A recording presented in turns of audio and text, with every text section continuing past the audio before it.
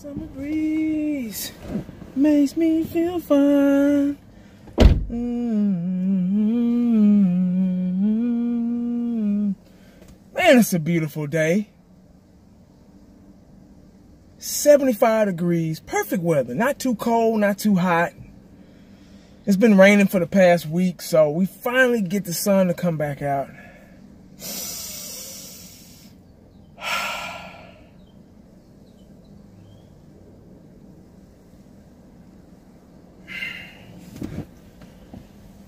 You know what? It's almost Friday, and I'm in a pretty good mood.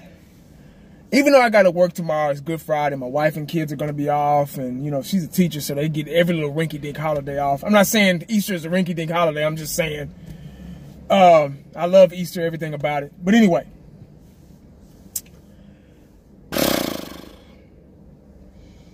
this video is why it's hard to be a Cowboy fan. It really is. The Dallas Cowboy front office make it hard, almost impossible to be a Cowboy fan. Now, you know, growing up, living at home, you know, me and my brother, when we were kids, you know, we would go outside and play football, you know, with the kids in the neighborhood. It was a bunch of us, you know. We would call up the posse, as we would say back in the day, and round everybody up, go outside and play football. Whether if it was outside in the front, two-hand touch in the street, throw up tackle in the back, or the junior high that had a football field up the street there in walking distance. We would play football. We would find some kind of way to play football. We would, you know, it would be freestyle. We would pick teams and draw up our own plays, and in the dirt, you know, 5 yards, you go out, 10 yards, you go a slant, you know, things like, you know, stuff like that. And, you know, it was nothing like it being a kid. You know, everything you did was on you. There was no coaches, no referees, no, you know, it was all fun, pride, and love for the game. No money involved, you know, you just being a kid, you know, it was beautiful, beautiful thing.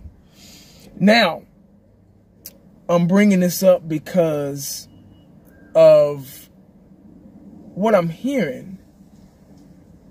Every time, it never fails. It never fails with the Dallas Cowboy front office. They think of stuff to just say to just piss you off. Now, I said all that about, you know, growing up playing football to say this.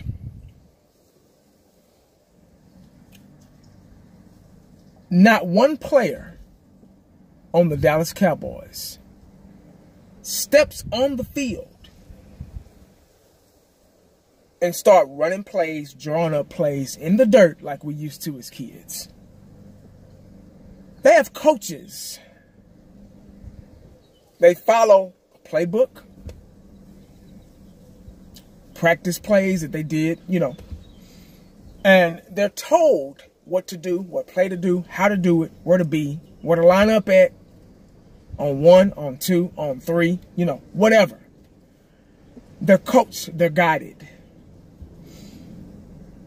Now, growing up as a kid, I didn't, you know, we had coaches in elementary, but, you know, I really got to the sense of being coached in junior high and high school.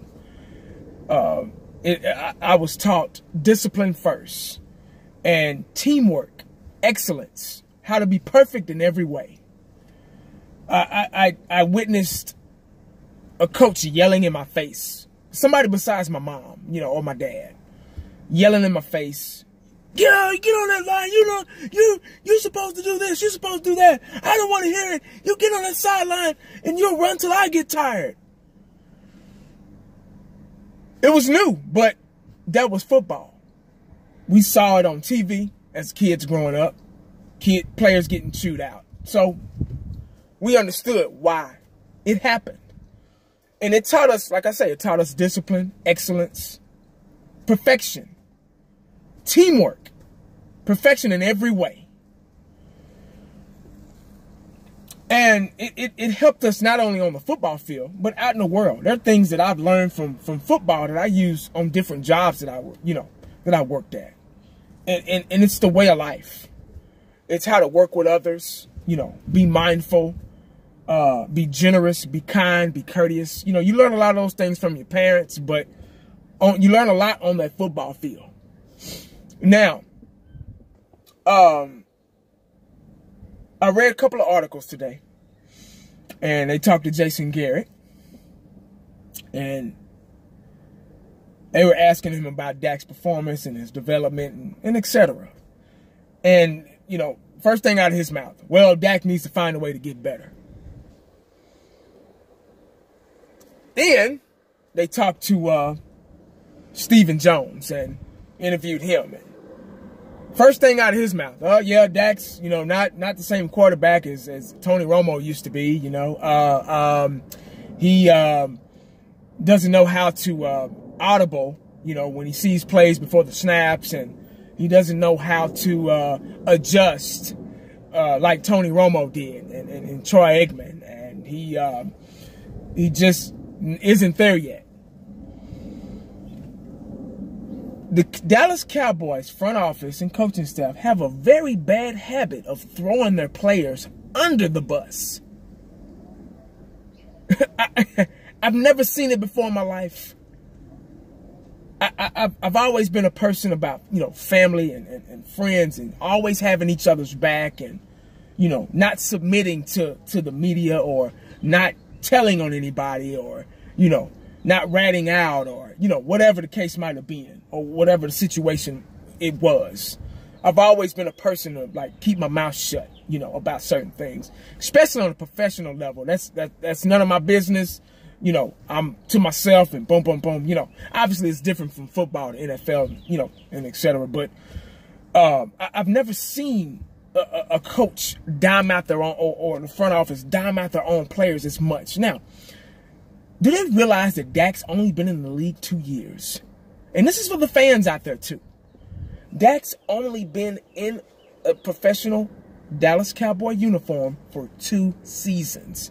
It takes years for guys to develop and master a position. He's not going to go out there right away and start being a coach on the field just yet until he learns to master the position. Romo had 3 to 4 years on the bench to really, really be hands-on and master the position. He didn't quite master it because he doesn't have a Super Bowl. So obviously, Romo's not the greatest quarterback of all time that they see he is, or that they thought he was. They didn't bring up when Romo fumbled the snap against the Seahawks in the playoffs that year. All we needed was a field goal to move on. They didn't bring up all the interceptions Romo threw because he was a gunslinger like Brett Favre. They didn't bring that up. They didn't bring up when Troy Aikman lined up behind Nate Newton, a guard, his first year with the Cowboys, and say, oh, my bad, I'm supposed to be lined up under the center if I want the ball to hike. They didn't bring that up. But yet, still, Dak's got to find a way to get better. Now, there's no mystery behind Dak's stats. I'm not going to go over that. I've done it a million times. He had one of the greatest rookie seasons of all time. He had a sophomore slump. It happens. It's the NFL. It's not going to be perfect. Every quarterback's not going to have a Super Bowl that rookie year. It happens. He has to learn. The way to learn is to fail. You have to fail first. Just like walking, just like riding a bike, just like driving a car. You have to fall on your ass walking. You have to fall on your ass learning how to ride a bike. You have to get a couple of tickets. You have to get pulled over to realize that, oh, okay, I need to slow my bitch ass down. Really? I've never seen so many impatient people before in my life. This new world of technology has got us all impatient. We can't stand the wait anymore. We want results now. Just like these cell phones. When I was, when I first started, I didn't have a cell phone right off. How you get to your house, man? Let me write down directions. Now you can just type it in the damn navigational system. Oh, lazy. This world has become really lazy. And I want fast results. Trust the process. Trust the development. Trust the system. It'll happen. It'll work. The NFL is not about laziness. The NFL is not about quick, fast results.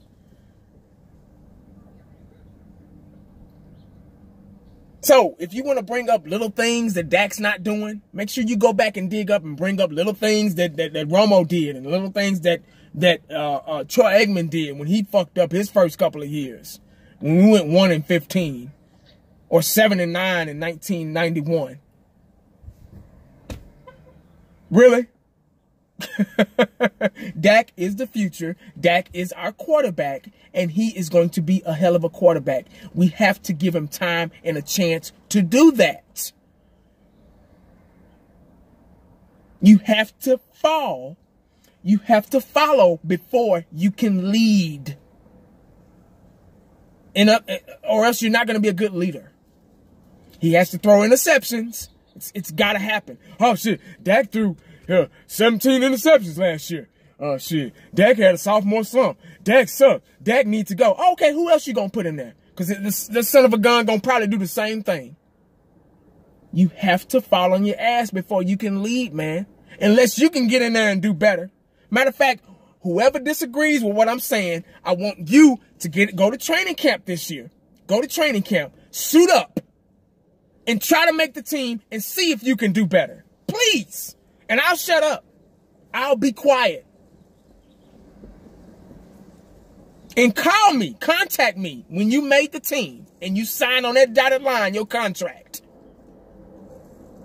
Oh, Dak sucked. Oh, okay. You get in there and you do better. Please.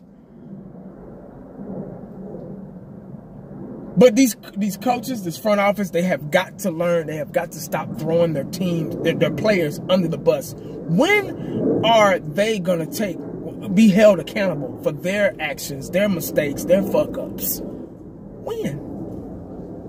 When are they going to look in the mirror? Because, like I said earlier, players don't just get out there and start playing. They have to be coached. Where to be, where to line up, what play to call, what formation. Last time I checked, that's what I thought, right? If it's not like that, y'all write in the comment section on how it is, because that's what I was taught. When I played high school ball, when I played college ball, we didn't go to not one damn game where the coaches stayed in the damn locker room. Unless you know something I don't. Please tell me. So before you go blaming these players, putting all the blame on them, all of it. I can understand some of the blame, but all of it. Say we as a team have to get better. We have to get better. Not one player. Yeah, we know the players have to get better. There's no mystery behind that. That takes time, years, to get that experience. But when are the coaches going to be held accountable? Really? Okay, since we want to do that, let me show y'all a stat here. This is Jason Garrett's stats here. Since 2010, he's been our coach since 2010. His wins and losses. He had 67 wins, 53 losses. That's almost damn near the same. 3 playoff berths, .558 average. 3 playoff berths. He's been a coach since 2010 for 8 years, man, going on 9, and only been to the playoffs 3 times. Only won 1 playoff game. No Super Bowls. So who has to get better? You tell me.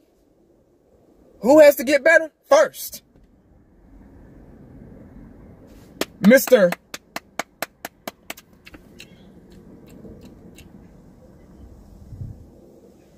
So, y'all let me know. Who has to get better? Going on 10 years, no Super Bowl ring. Only been to the playoffs 3 times. One and done each time. So before you go throwing your players under the bus, look in the mirror. Like Michael Jackson say, look at the man in the mirror first. Because that has to be situated first. But obviously it's not, because I'm not going to even, I don't even have to say anything, because that's Jerry Jones's boy. So, but that's our front office, man. This is who we are supporting as Cowboy fans. We're supporting this shaky ass front office and coaching staff who does not know the meaning of getting better. Anyway, guys, that's all I got, man. I just wanted to run my mouth about that. It kind of ticked me off a little bit, because I just can't stand people throwing other people under the bus when they need to look in the mirror too. Make sure you stay prayed up, because you never know what the day is going to bring you. I'm out.